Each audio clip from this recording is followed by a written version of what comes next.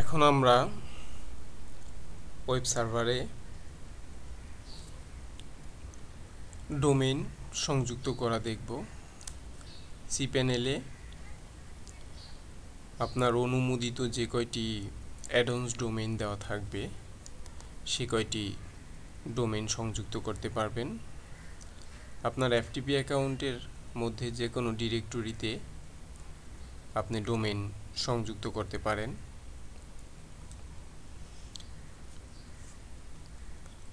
তাহলে আমরা add-ons domain তৈরি করার প্রক্রিয়াতে আসি। প্রথমে cPanel-এ প্রবেশ করি। cPanel-এর যেখানে সাবডোমেইন তৈরি করেছি ঠিক সেই অংশেই অ্যাডন্স ডোমেইন তৈরির প্রক্রিয়া রয়েছে। খুব সহজে কয়েকটি ধাপে আমরা অ্যাডন্স ডোমেইন তৈরি করতে পারবো।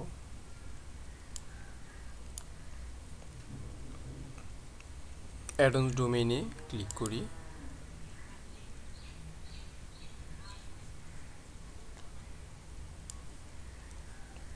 একটি ফর্ম এসেছে এবং এই ফর্মেই সহজে একটি ডোমেইন তৈরি করতে পারবো, ডোমেইন সংযুক্ত করতে পারবো। ধরা যাক আমাদের ডোমেইনের নাম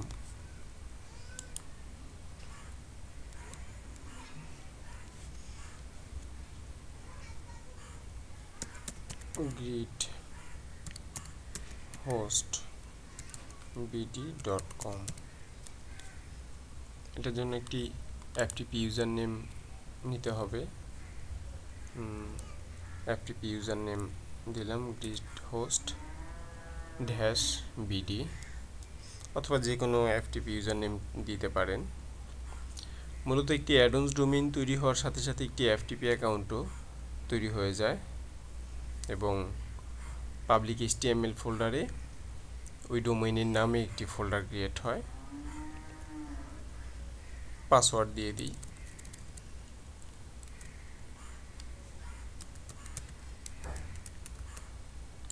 একই password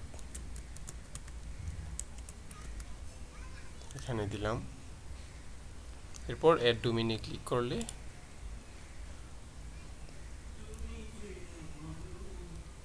error from park wrapper greethostbd.com is already configured, sorry the domain is already set up।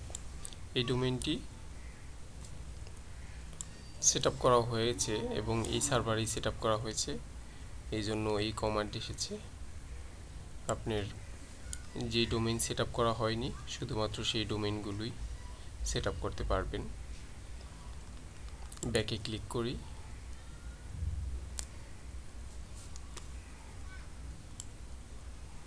ভিন্ন একটি ডোমেইনের নাম দিই যে ডোমেইনটি এখনো সেট আপ করা হয়নি।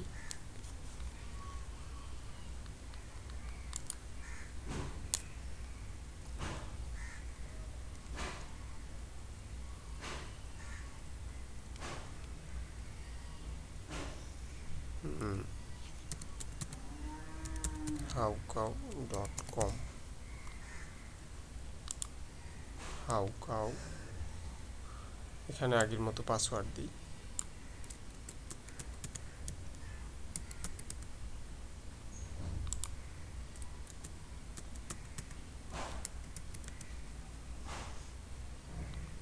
অথবা আপনি পাসওয়ার্ড জেনারেটরের মাধ্যমে পাসওয়ার্ড তৈরি করতে পারবেন, যেটা ইমেল অ্যাকাউন্টে পূর্বে দেখানো হয়েছে। আমরা ম্যানুয়ালি পাসওয়ার্ড দিলাম।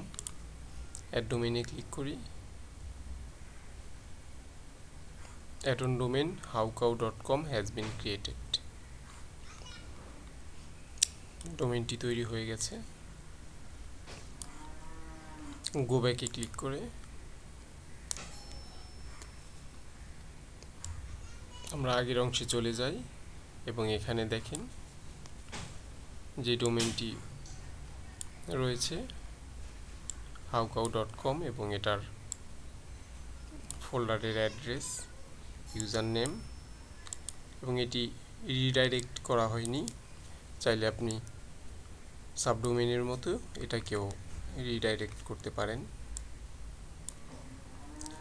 রিডাইরেক্টের বিষয়টি সাবডোমেইনের ভিডিও টিউটোরিয়ালে দেওয়া আছে, তাই এখানে আর নতুন করে দেওয়া হলো না। তাহলে আমরা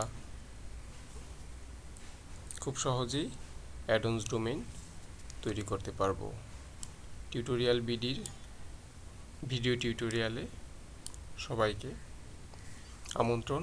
আমাদের ওয়েব হোস্টিং বিষয়ক বেশ কিছু ভিডিও টিউটোরিয়াল রয়েছে, এগুলোর মাধ্যমে আপনি সহজেই ওয়েব হোস্টিং সম্পর্কিত বিভিন্ন বিষয় শিখতে পারবেন।